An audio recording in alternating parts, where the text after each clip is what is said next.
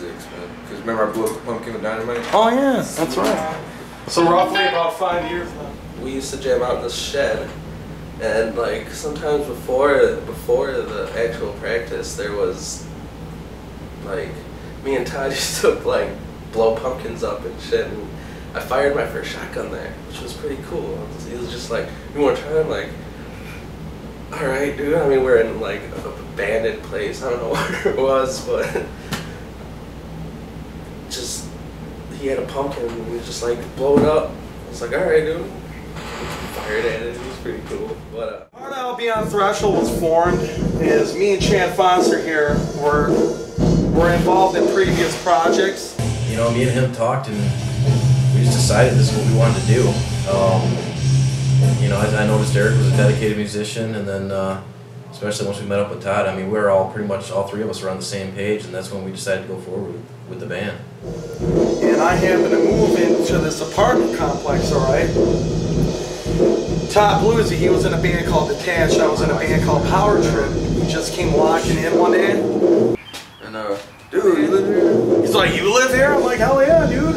Yeah, you know, it's just moving in, whatever, and what are you doing? You still doing the Power Trip thing? I'm like, "No, I'm pursuing new projects." He's like, "Yeah, I'm not really doing anything either." On jam? Fuck it. Alright, cool. Well, we started jamming, and in the meantime, another kid moved into that apartment complex, and it happened to be RJ. Todd used to live all the way up above. Me and Eric lived on the first floor.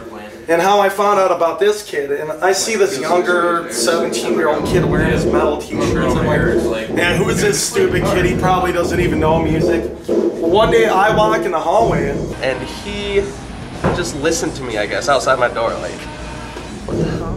and I overhear some kid just shredding Hatebreed, Killswitch Engage, a bunch of bands that I'm influenced by, and he's tearing it up. Who the hell is playing that? This little 17-year-old kid comes out, walking out of his apartment building, and like, "Hey, was that you playing guitar?" And you know, you've seen RJ around. He's kind of a shy kid. It's like, "No, that wasn't me." At first, and then, "Come on, who's playing guitar in there?" Then, "Oh, it was me." One day, after I seen him playing guitar, you know, I started getting to know the kid and hanging out. I'd buy the kid beer, you know. He seemed like a pretty cool kid, you know. And I was the dude next door having parties, having a good time. You know, I've been doing this music shit most of my life. And started finding out more about what I did as a musician, and he seemed really intrigued and really passionate about music. And next thing you know, like, "Would you like to try out for the band that I'm forming?" He's like, "Really?" And I'm like, "Yeah, try out, man. You're a good guitar player." That was pretty much it. And then here comes little RJ, excited with his practice amp. And shit.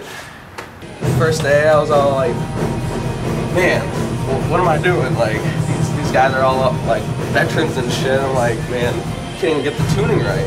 So RJ's fucking settings are all messed up, and we had to practice in a storage shed out in the middle of nowhere where we could shoot fucking shotguns and blow shit up with dynamite.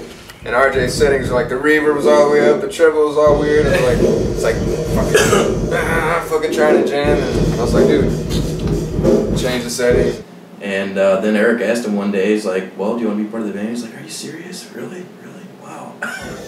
And he was so happy and like overwhelmed with it. And it's crazy to say that this kid's first band has done all sorts of stuff with Beyond Threshold, and we've done quite a bit and plan on doing a lot more.